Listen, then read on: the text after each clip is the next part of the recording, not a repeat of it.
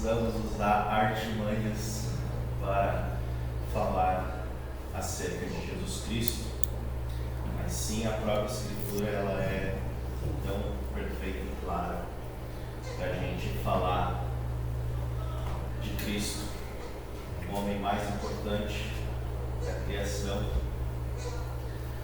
Foi ele que morreu no nosso lugar. Meus irmãos, nessa manhã eu desejo falar como o exemplo de Cristo é precioso para as nossas vidas e quanto a nossa fidelidade ao senhorio de Cristo e quanto a nossa fidelidade ao senhorio de Cristo pode transformar as pessoas que estão em nosso redor. O título desse sermão tem como nomeado Cristo através da nossa esperança. Nós vamos nos debruçar na carta de Pedro, 1 Pedro, capítulo 3, do verso 13 ao verso 18. A prática do bem, a longanimidade segundo o exemplo de Cristo. Se os irmãos quiserem já deixar aberto, nós vamos ler logo em sequência.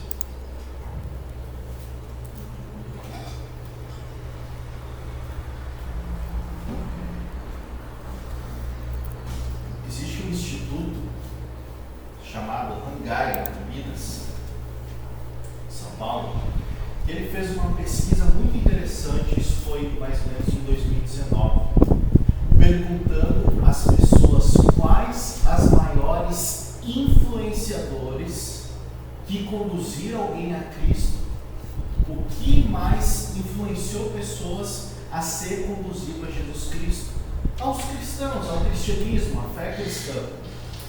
E é interessante que o número, ele é realmente maravilhoso. E a gente vê como a Bíblia ainda ela é tão perfeita e sempre será perfeita para nossas vidas. Mas é interessante que essa pesquisa feita com cristãos, as pessoas que foram influenciadas por Cristo, eu vou passar mais ou menos aqui a porcentagem para vocês, até poderia ter reproduzido, mas os resultados foram assim: pessoas que foram influenciadas por outras pessoas cristãs e que eles realmente se converteram e se passaram a crer em Cristo.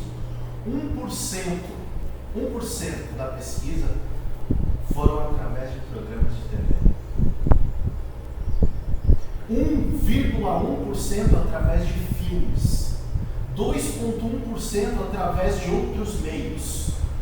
Talvez nem seja os pentecostais. 2,4% através de sermões. 2,9% através de programas de rádio. 2,9% através de trabalho pastoral. 3% através de distribuição de literaturas bíblicas, o evangelismo. 4,4% através de cruzadas evangelísticas, movimentos evangelísticos. Agora repare essa porcentagem. 29,9% através de amigos. E ainda mais, instrua teu filho no caminho que ele deve andar e ele jamais se desviará dele. 49,7% através de parentes e familiares. O quão é importante a família conduzir as pessoas que estão ao seu redor ao Senhor de Cristo. É muito mais fácil você instruir um filho, um marido, uma esposa, do que você conduzir uma outra pessoa que talvez você não conhece através de meios sociais. E a gente sabe que a Bíblia falava isso há muito tempo. Relacionamentos, eles são os meios mais poderosos da pregação do Evangelho. Porque se você entende que sua esperança está somente em Cristo e você vive isso de modo digno, aqueles amigos, parentes, pessoas que estão ao seu redor vão perceber isso. E dessa forma você irá expor a tua fé em Cristo Jesus de uma forma simples e pregando o Evangelho para os outros. É dessa forma. Vive Jesus Cristo onde você está, a sua família, e você com certeza vai conduzir pessoas à fé cristã. E agora, feito essa breve reflexão do que a gente vai falar, e esses números que são tão importantes e que traz ainda mais verdade para as Escrituras, como é importante conviver. A gente percebe até na história da igreja primitiva, as pessoas normalmente que iam se chegando eram de fato pessoas próximas, conhecidas, não era algo mirabolante, não veio um meteoro de fogo e todo mundo virou crente, não foi assim. A gente vê que a forma que as Escrituras mostram é uma forma de relacionamento, por isso que a gente vê desde o Antigo ao Novo Testamento, Jesus priorizando pela família, pela instrução, pelo casamento, pela união, e assim conduzindo seus filhos no caminho daquele que deve dar. Não esqueça, pais, mães, pais de modo geral, que você não é responsável pela salvação do seu filho, mas você é responsável por conduzir ele no caminho.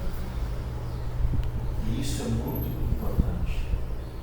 Não adianta a gente falar de Cristo e não viver Cristo nos nossos lares. Não adianta dizer que Jesus Cristo é um Salvador, que a ceia é algo maravilhoso, se a gente não vive o Evangelho nos nossos lares. É tão vazio, é tão vazio. E a gente vai ver como o exemplo de Cristo, ele é a prática do bem. Como é tão importante a gente olhar para Cristo e o que Ele nos instrui para observar se os nossos atos, se as nossas mentes, se o nosso coração está voltado ao Senhor de Cristo. Eu gostaria de ler agora 1 Pedro, capítulo 3, do verso 13 até o verso 18. Vamos ler juntos. Quem há de maltratá-los, se vocês forem zelosos na prática do bem? Todavia, mesmo que venham a sofrer porque praticam a justiça, vocês serão felizes.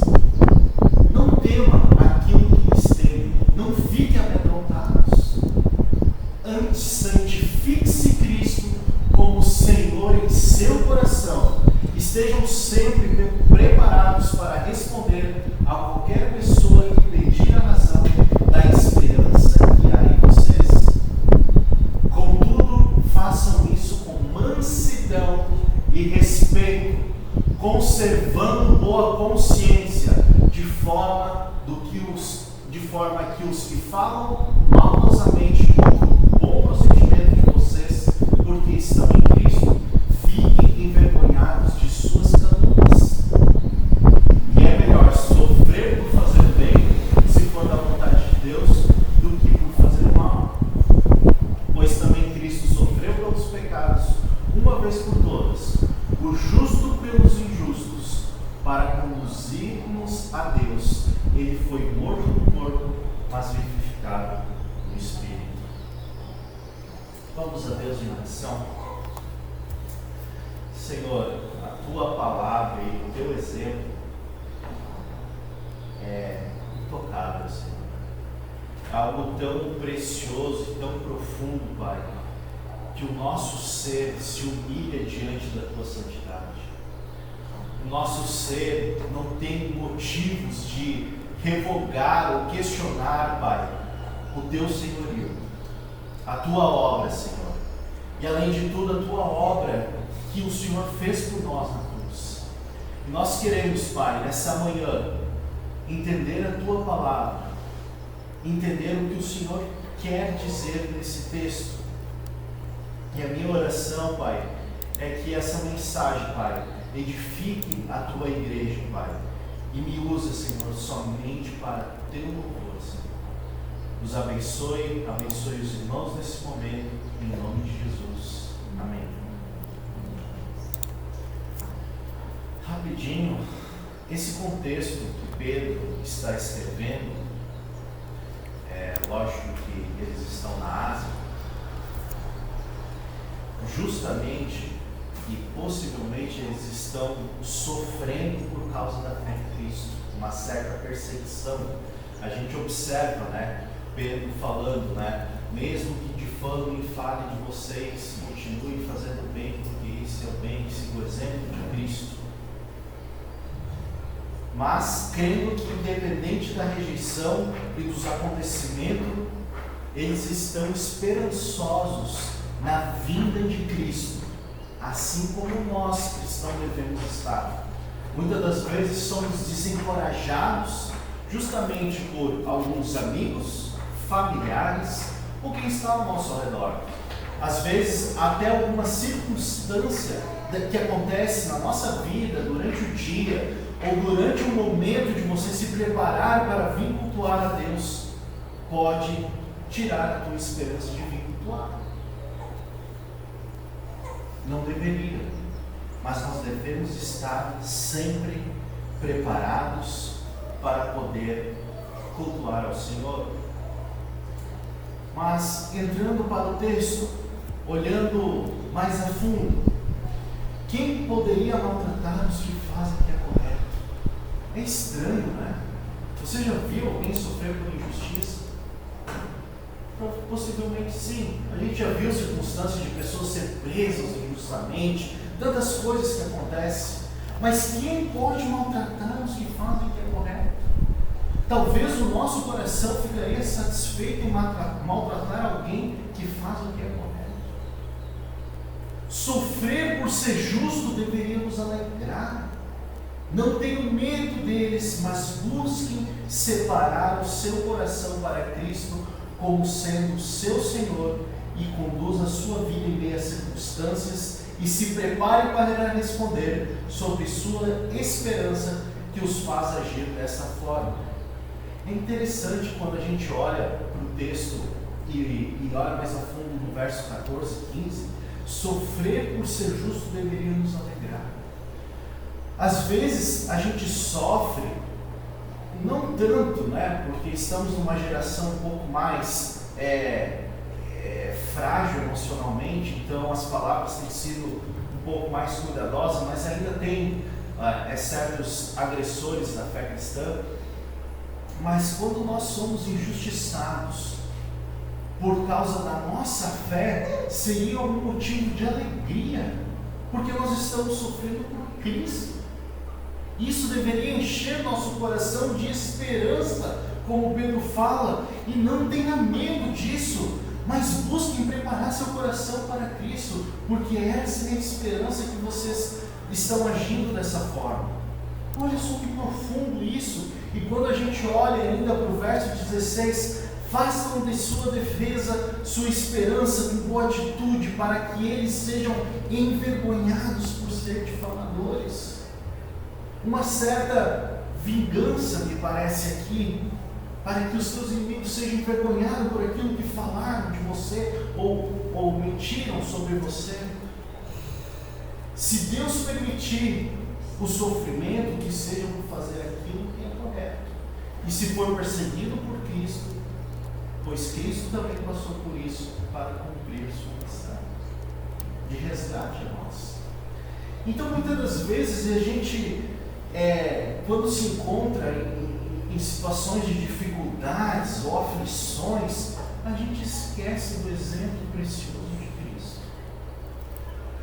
A gente normalmente tem tendências humanas a ser mais expressivas nos momentos de aflições. Isso é um problema. Isso é um problema. Nos sentimos às vezes vitimizados, machucados. Não é isso. Se a gente olhar para as Escrituras e viver elas de um modo digno do Evangelho, a gente vai ter muito mais alegria, vai conseguir entender o exemplo de Cristo para o cristão. A gente não vai mais ver como árvores andando, a gente vai ver a profundidade do Evangelho. Porque é muito fácil pegar um texto das Escrituras e você se apoiar nele sem entender o contexto e o que ele quer dizer. Mas nunca esqueça que o Evangelho não pode ser manipulado por mãos pecadoras como as nossas. O Evangelho é puro, ele é verdadeiro. Mas eu quero dar uma atenção no verso 15, que diz assim: se puder, Leia comigo. Antes, santifique-se Cristo como Senhor em seu coração. Estejam sempre preparados para responder a qualquer pessoa que pedir, não é o seu filho, seu amigo, seu parente, a qualquer pessoa que pedir a razão da esperança que há em vocês. E essas perguntas, esse texto talvez nos leve a perguntar: o que é santificar Cristo? O que seria estar preparados para falar acerca dessa esperança? Se vocês lembrarem e quiserem abrir a Bíblia de vocês, em Mateus 5, no capítulo 5, no verso 10 ao 12, olha só o que Jesus fala. Cleito, pode abrir para mim Mateus 5, 10 ao 12? Olha só. Bem-aventurados perseguidos por causa da justiça, pois deles é o reino dos céus. Bem-aventurados serão vocês quando por minha causa os insultarem, perseguirem e levantarem todo tipo de calúnia contra vocês. Alegre-se e regozijam-se, porque grande é a sua recompensa nos céus, pois dessa forma perseguirão os profetas que vieram antes de vocês. Perseguiram os profetas antes de vocês. Olha só que maravilha ser perseguido, que maravilha ser difamado por pessoas não cristãs. Olha só que alegria. Jesus nos promete aqui que haverá uma grande recompensa por a gente ser perseguido. Olha só que exemplo de Cristo. Isso é maravilhoso. Os cristãos que sofrem por causa da verdade são abençoados por Deus, porque eles terão recompensa. Ainda que sua recompensa demore, seja na eternidade, não seja na terra, não tenha nada a ver com o sabor de mel, não tem nada a ver. A vitória amarga hoje, depois vai ter sabor de mel. Tem a ver com as Escrituras, tem a ver com isso, com o sofrer, com o presente, ver como Deus é bom. Não vos amedronteis nem fiquem alarmados, mas antes santificais Cristo como Senhor em nosso coração.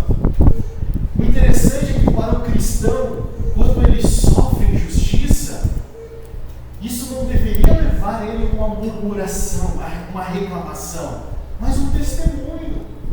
Não deveria ser uma pessoa que murmura quando sofre por isso, mas é um testemunho. Testemunhar Cristo. E muitas das vezes a gente falha por isso. Essa semana eu comentei com os irmãos que estavam na quarta uma falha que eu tive particularmente. Eu fui, vou comentar com os irmãos para entender como o pastor também peca. Olha só, eu fui para a minha aula de jiu-jitsu que estou fazendo com o nobre Wagner, e antes da aula eu tinha participado de uma reunião. E a decisão da reunião me deixou muito chateado. Muito chateado. Mas assim, extremamente. E eu pensei, até falei para a colega, não vou hoje. E quando eu relaxei um pouco e pensei assim, não, eu vou, Deus vai cuidar de todas as coisas, amém. E cheguei na minha escola e o professor chega assim: e aí, Bruno? Eu fui o primeiro a chegar. E aí, Bruno, tudo bem? Nossa, que legal, você é pastor, né, cara? Que legal. E eu falei assim, não é tão fácil assim, não é tão legal assim. Olha só, um momento precioso que eu poderia testemunhar Cristo, falar de Cristo e falar quão maravilhoso é ser servo do Senhor, eu ali expus minha tristeza. Ali eu expus minha ignorância. Ali eu pequei, falei. E depois tive que, no outro dia, me retratar, primeiramente com Deus e depois expor ao meu professor. Mas é interessante como a gente é falho. Interessante que a gente tem algo nosso que quando alguém pergunta, por mais que as coisas estejam bem, e aí, meu irmão, como é que tá? Pois é, tá, né? Nunca a gente olha para as coisas boas, a gente só foca nas coisas boas.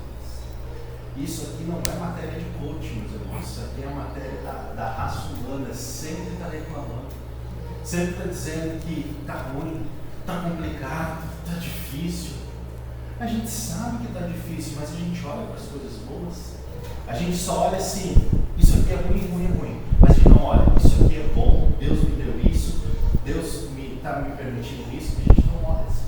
A gente tem uma tendência de ser ingrato. E isso não deve ser um motivo da murmuração do cristão, mas deve ser um momento de testemunho. O sofrimento é uma oportunidade para a defesa da fé. Não devemos temer aos inimigos e às dificuldades da vida, mas devemos submeter ao senhorio de Cristo, dando Ele explicações sobre a nossa fé nele. Porque quando a gente é tentado a falar coisas e nos justificar, a gente observa que Cristo não fazia isso. Por isso que no início eu falei que Deus nos permite ver o exemplo de Cristo, para ver se a nossa vida está de acordo com o exemplo de Cristo. Como falei, é muito fácil falar de Cristo, mas viver Cristo não é. É uma luta. A carne milita contra o espírito contra a carne. É natural, mas a gente precisa nos atentar e mudar um pouco a conduta para influenciar as pessoas que estão ao nosso redor, os nossos amigos, nossos familiares. E nossa resposta se encontra no contexto anterior de Pedro. Se vocês observarem, eu não vou ler tudo, mas capítulo 1, verso 1, até o capítulo 2, verso 10, é um texto gigante. O início da carta de Pedro, ele fala sobre a santidade da vida, sobre a ação de graças, ele fala a santidade do amor. Os crentes são casas espirituais edificadas em Cristo. Pedro nos traz uma argumentação assim preciosa, e eu gostaria de encorajar os irmãos que, se ainda no dia de hoje ou amanhã em seu devocional, lesse 1 Pedro, capítulo 1 até o capítulo 2, verso 10. É um trecho grande para nós introduzirmos na leitura aqui nessa parte da mensagem, mas aqui, se vocês lerem depois, Pedro está argumentando as razões que nos levam a entender quem somos, como e por que devemos nos comportar. É interessante aqui que a gente observa Pedro dizendo assim: nós temos que se comportar pelo quem somos, porque devemos nos comportar em meio das tribulações. E olha só o que é dito, e eu gostaria de ler com os irmãos, o capítulo 2 e o verso 9 e 10 de 1 Pedro, para entendermos um pouco mais. Olha só o que Pedro fala aqui: vocês, nós, somos geração eleita, sacerdócio real, nação santa, povo exclusivo de Deus, para o quê? Anunciar as grandezas daquele que os chamou das trevas para a sua maravilhosa luz. Antes vocês nem sequer eram povo. Olha só que Pedro fala: vocês nem sequer eram povo, mas agora são povo de Deus. Não haviam recebido misericórdia, mas agora receberam. Por isso que vocês devem se comportar como os eleitos, como os salvos, como uma geração santa. E é interessante que nós devemos nos comportar. Isso é uma conduta cristã, ao exemplo do senhorio de Cristo. A eleição e a chamada do povo de Deus, ela não é somente para a salvação, mas também para o serviço. Todos os crentes são chamados para dar testemunho jubiloso dos atos salvadores que Deus fez na sua vida. Essa era a missão de Israel, mas eles rejeitaram.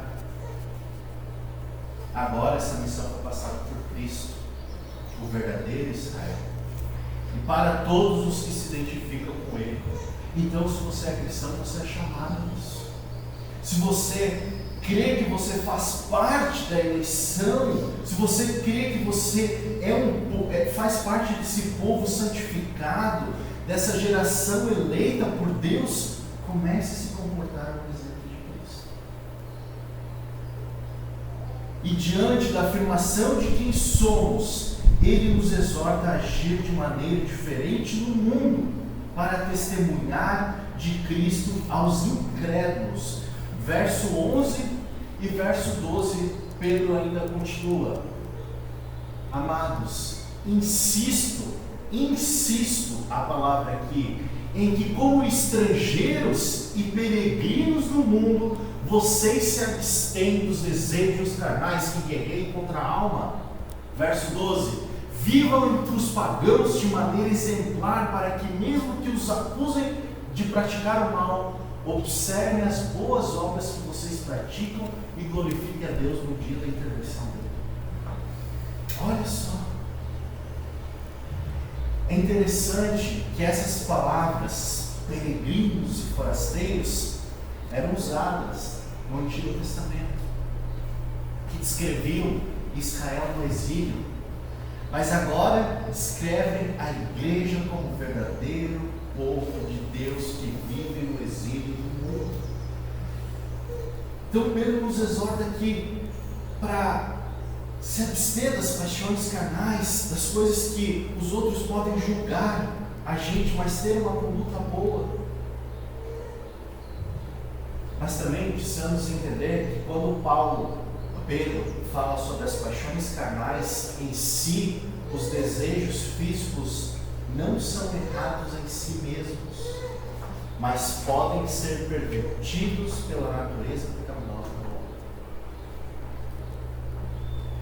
Essa expressão que Pedro faz aqui inclui não somente nos pecados do corpo, mas também em outros desejos da nossa natureza caída, como diz em Gálatas 5, 19 e 20. E aqui Pedro fez uma série de afirmações acerca das lutas enfrentadas por alguns papéis sociais do cristão. Se vocês depois lerem o complemento a qual eu mencionei, do capítulo 1 até o capítulo 2, verso 10, vocês vão entender ainda mais profundamente. Mas ele fez alguns exemplos do papel cristão e da esperança que cada um deles deve carregar para cumprir por esses chamados. E como cidadãos, capítulo 2, verso 13, olha só o que Pedro fala: por causa do Senhor, sujeitos a toda autoridade constituída entre os homens, seja o rei como autoridade suprema. Pedro, ele está fazendo afirmações na esfera social também do cristão. Devem se submeter aos governantes, por causa do Senhor, como enviados por Deus para castigo dos malfeitores e louvor dos que fazem o bem. Há uma razão para sofrer aqui, porque Deus quer que pela prática do bem silencie os ignorantes, pois são livres em Cristo. Observe comigo o verso 15 e 16. Pois é da vontade de Deus que pratica o bem, vocês silenciem a ignorância dos insensatos. Verso 16: vivam como pessoas livres, mas não usem a liberdade como desculpa para fazer o mal. Vivam como servos de Deus. Essa é a razão da esperança. Deus escolheu governantes e nós devemos estar sujeitos. E as Escrituras são claras. Como servos de Deus, olha comigo o verso 18. Escravos, sujeitem-se aos seus senhores com todo respeito, não apenas aos bons e amáveis, mas também aos maus. Devem obedecer aos seus chefes, aos seus senhores, independente se eles forem bons ou maus. Há uma razão para sofrer, porque é agradável a Deus alguém sofrer por motivo de sua consciência para com Deus, mas também há uma razão de esperança.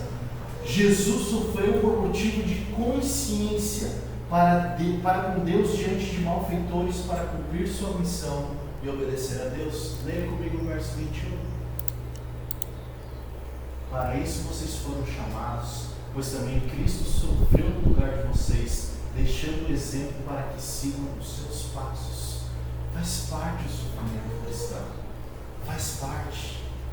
E ainda, O apóstolo Pedro fala na esfera para as esposas que elas devem ser sujeitas a seu marido, mesmo que ele não obedeça a palavra de Deus, mas vocês devem obedecer. E há uma razão para o sofrimento. Eles serão ganhos ao observar o seu procedimento com temor. Querem acompanhar comigo o capítulo 3, verso 1? As escrituras nos falam assim: do mesmo modo, mulheres, não homens no sentido literal, mulheres, Pedro está se dirigindo a mulheres, sujeitem-se cada um ao seu marido, a fim de que se ele não obedece a palavra, seja ganho sem palavras pelo procedimento de sua mulher. Diz isso. Mesmo que seu marido não seja crente, você seja fiel a ele e trate ele com temor com Deus, com temor do Senhor, mas seja fiel. E há uma razão de esperança aqui. Foi assim que viveram as mulheres santas no passado em relação aos seus maridos. O seu comportamento foi de grande valor diante de Deus. Olha comigo o verso 4 e 5. Ao contrário, esteja no seu interior que não perece, beleza demonstrada num espírito dócil e tranquilo, o que é de grande valor para Deus. Pois era assim que também costumavam adornar-se as santas, não os santos, está se referindo às mulheres, santas mulheres do passado, cuja esperança estava em Deus. Elas se sujeitavam cada um ao Senhor. Estamos no Novo Testamento. Mas também vamos trazer refrigério às mulheres, aos maridos.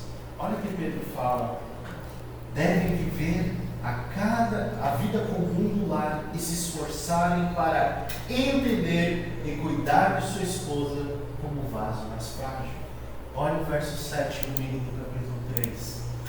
Do mesmo modo, vocês, maridãos, sejam sábios no convívio com suas mulheres. Trate com honra, como parte mais frágil, e coerdeiros do dom da graça da vida, de forma que não sejam interrompidas as tuas orações. Olha só, aqui é muito claro uma razão de sofrimento, porque ela é a parte mais frágil e coerdeira da mesma graça da vida, como a gente viu aqui no verso 7. Mas há uma razão de esperança para você ser um homem assim, para que as tuas orações não sejam interrompidas. Isso é muito sério. Isso é muito sério. Homens tratem suas mulheres como o vaso mais frágil, coerdeiras da mesma graça, para que as suas orações não deixem de ser ouvidas. E ainda, como comunidade, todos devem ter o mesmo modo de pensar, compassivos, amigos, misericordiosos, humildes, não se vingar, mas responder com palavras de bênçãos. Verso 8, verso 9, por favor, Cleiton. Quanto mais tenham todos o mesmo modo de pensar, sejam compassíveis, amem-se fraternalmente, sejam misericordiosos e humildes. Não retribuem mal com mal, nem insulto com insulto. Ao contrário, bendigam, pois para isso vocês foram chamados para receber a bênção poderosa. Olha a transformação do Pedrão. Não é verdade? A gente olha as Escrituras nos falando de um Pedro arrogante, nervoso, cortador de orelha. Não é verdade? Um homem agressivo, um homem com um espírito de que, ao ponto de falar com o próprio Cristo que não negará, e depois negar a Cristo. A gente, se olhar o contexto da história da vida de Pedro, quando ele caminhava com Cristo, aparentemente nos traz uma pessoa cheia de arrogância, de soberba.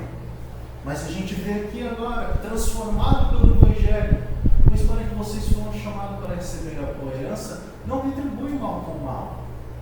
Uau, Pedro, o que aconteceu? Né? Nem insulto com insulto, Pedro. Ao contrário, bendigam, pois para isso vocês foram chamados.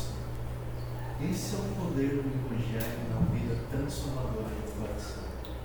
E agora ele nos traz essa reflexão de exemplo como Cristo. E aqui é uma razão do sofrimento.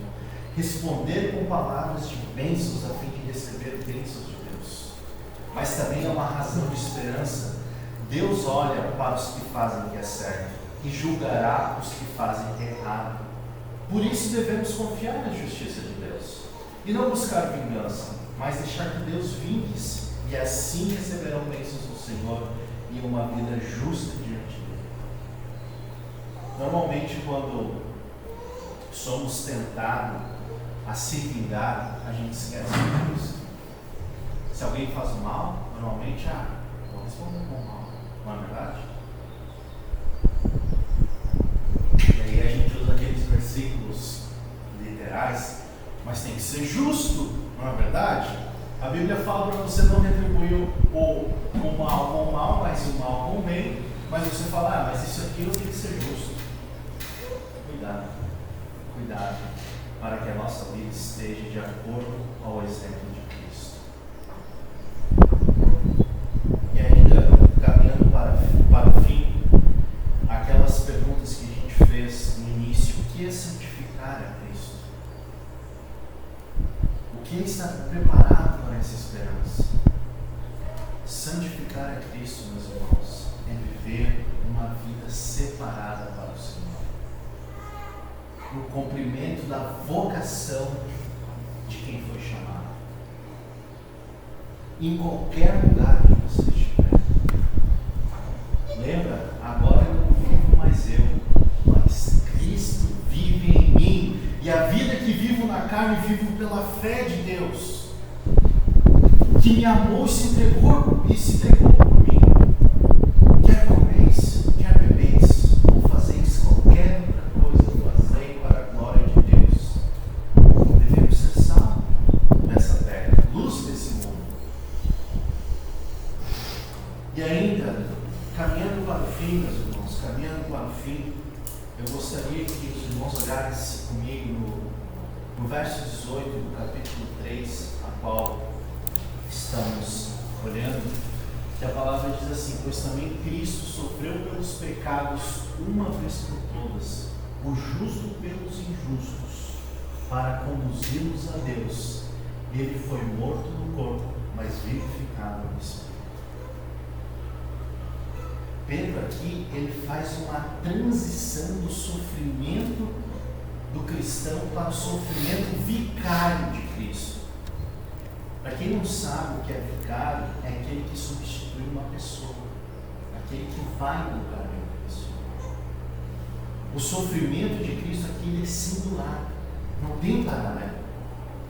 Uma vez que ele sofreu e morreu vicariamente como nosso representante e substituto.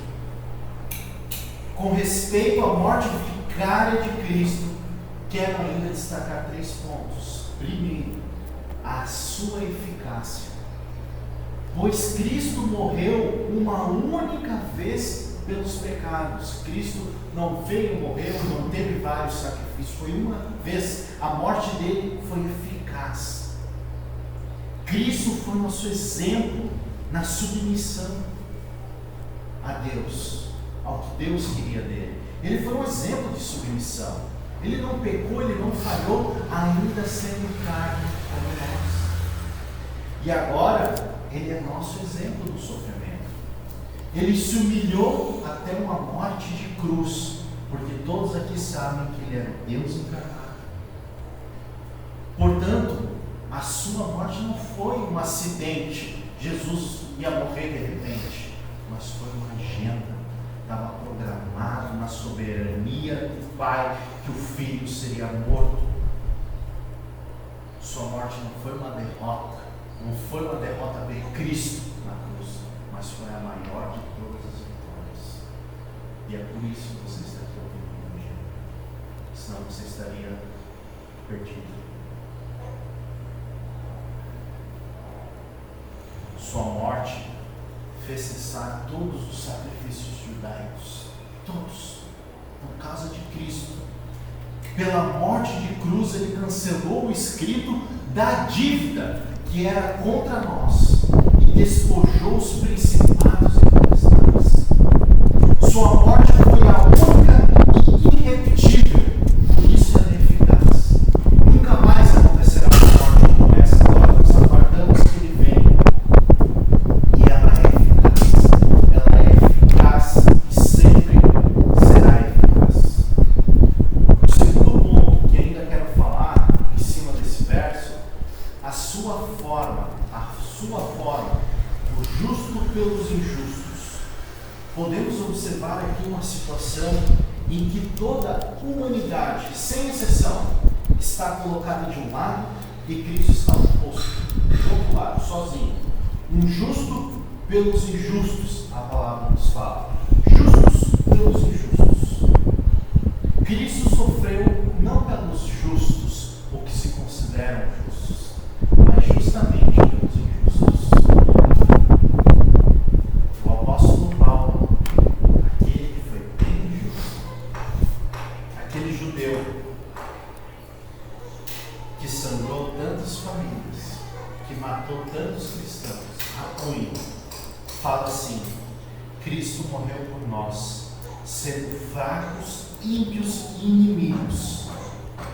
Eu quero rapidamente ler a carta de Romanos, capítulo 5, verso 6 a verso 10, rapidamente para fazer esse complemento, porque Paulo é um exemplo muito grande de um homem justo. De fato, no devido tempo, quando ainda éramos fracos, Cristo morreu pelos ímpios.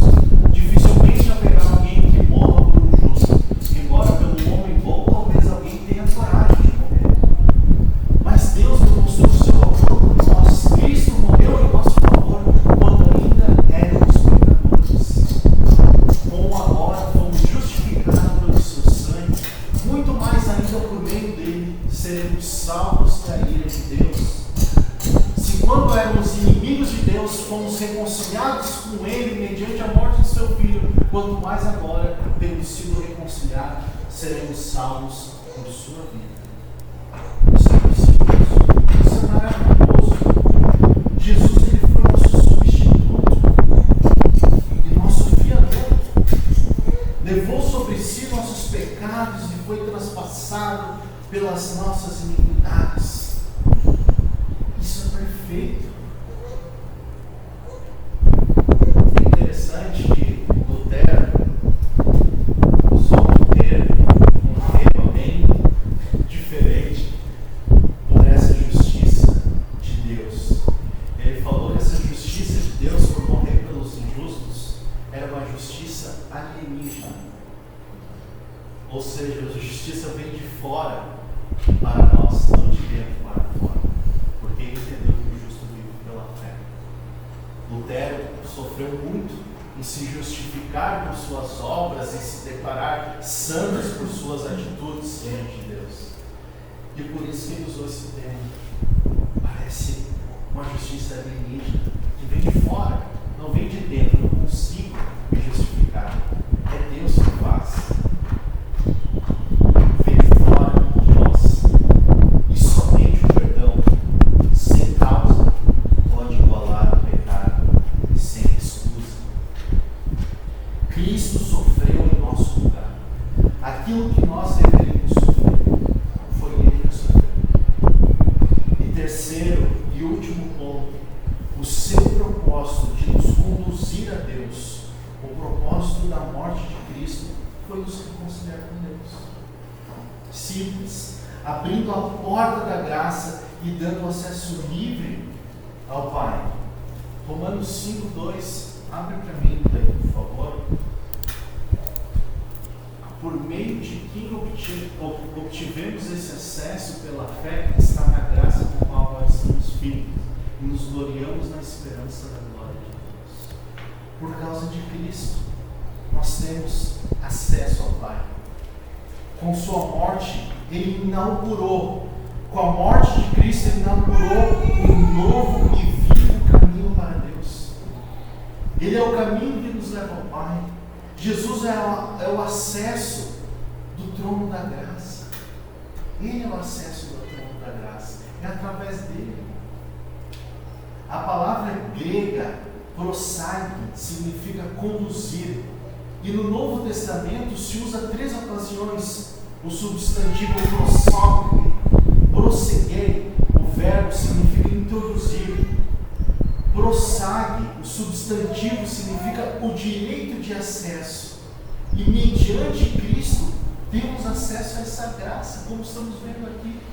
Mediante Ele temos acesso ao Pai, como diz Efésios, capítulo 2, verso 18. Se puder abrir também para nós, Cleiton. Efésios, capítulo 2, verso 18.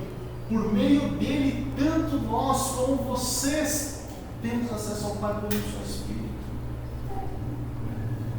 Mediante ele temos acesso ao Pai. Abre para mim 3,12, Efésios. E através dele temos a segurança de chegar confiantemente a Deus. Efésios capítulo 3, verso 12.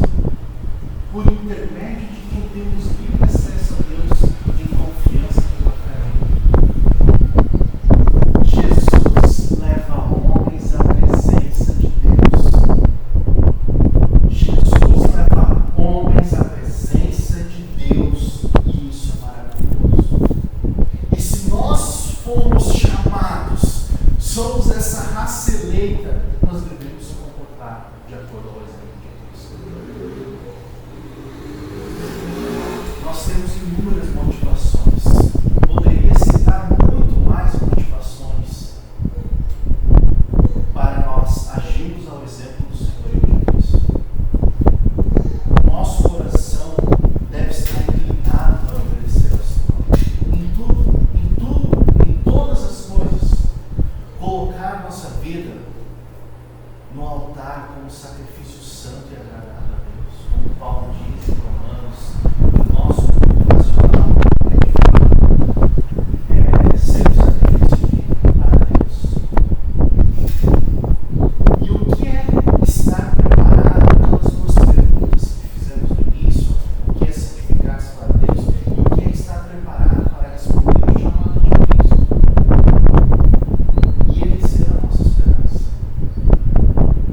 Quando em meio à nossa difícil vida, à nossa perseguição, por você fazer o que é certo e mesmo assim alguém lhe tratar mal, trate com justiça. Essa pessoa, talvez ela vai te perguntar: por que você está agindo assim? Por que você age assim? Se você está sendo injustiçado, ou se eu fiz errado com você, por que você é tão bom? Jesus foi questionado muitas vezes, porque ele retribuía o mal com o bem. Na própria cruz, vocês lembram que Jesus orou pelos soldados e falando: Pai, perdoa porque eles não sabem o que fazem. Eles estão matando o teu filho. Ele sim mantém você. Ele sim é o responder o chamado de Deus, é fazer o bem para as pessoas. E quando alguém te questionar por que esse bem faz parte das suas atitudes, você pode dizer assim: porque Cristo viveu em mim. E eu sei que o Senhor irá julgar todas as coisas na minha missão. Por isso eu quero demonstrar o amor de Deus por bem da minha vida. E é isso que nós devemos fazer. Quando somos questionados por viver uma vida de amor e justiça. Porque quando nós somos questionados, quando alguém fala algo sobre você, sobre o seu caráter é moldado por Cristo. O Espírito passa a habitar em você, você vai ser transformado. Me diga aqueles que são cristãos se conseguiriam voltar para a vida antiga. Não conseguem. Porque é o Evangelho que nos tem, não é nosso que temos que ver. Nós não conseguimos. Podemos até tentar, mas aqueles que estão em Cristo estão seguros. Nem a morte, nem a nudez, nem a fome, nem a espada pode separar aqueles que estão em Cristo Jesus. Estão assegurados em Cristo. E eu gostaria de caminhar para o fim fazendo 2 aplicações. Você tem vivido para a glória de Deus e de acordo ao exemplo de Cristo?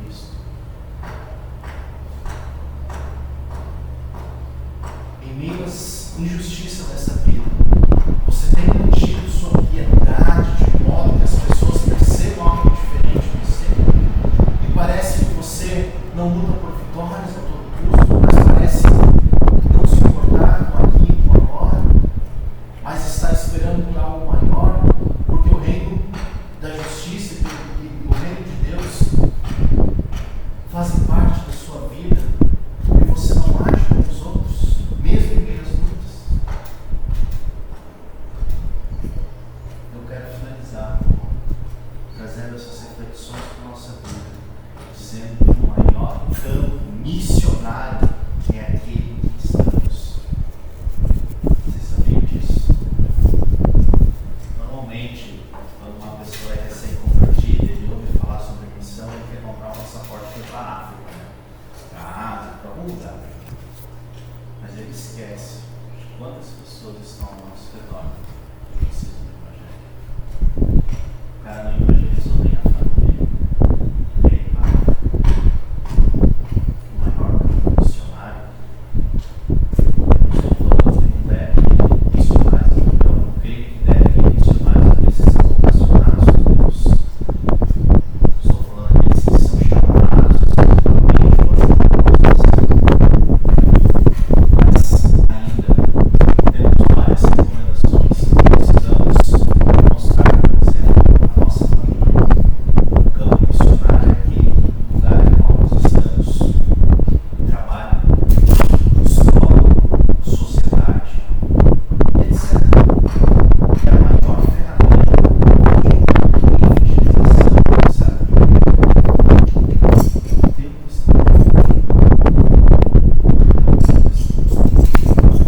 A maior ferramenta, a maior flecha de evangelização não é a gravatinha de santidade.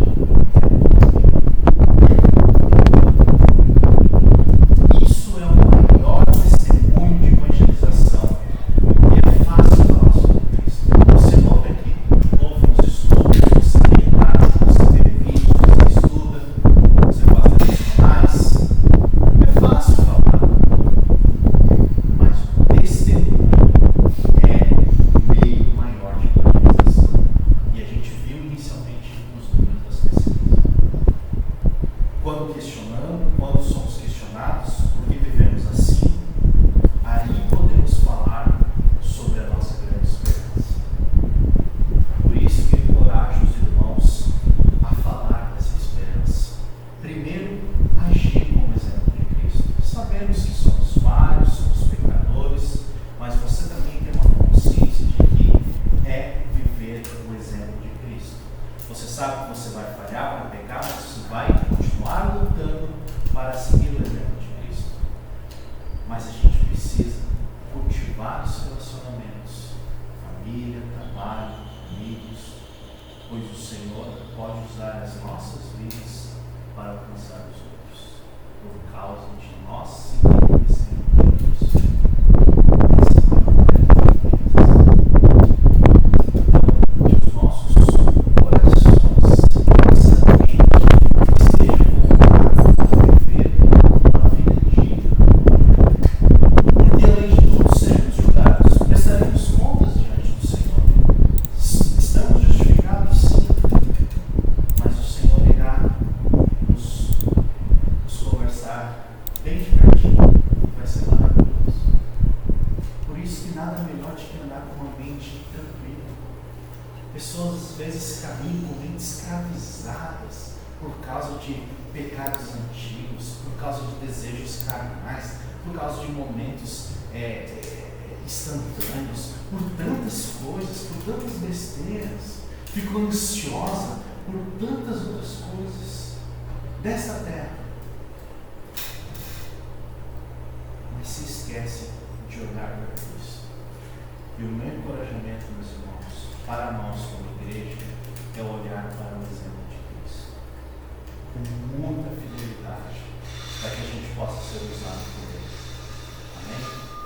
Eu queria convidar os irmãos a se colocar de pé e finalizarmos com uma oração.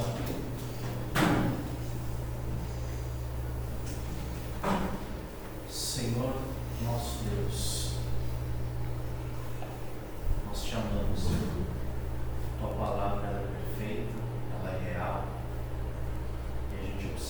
faz sentido em todos os aspectos da nossa vida. Por mais que tentamos nos esconder, como Davi fala, no mais profundo abismo, lá o Senhor está. Porque nós somos Deus, somos criaturas suas, e essa terra pertence ao teu governo.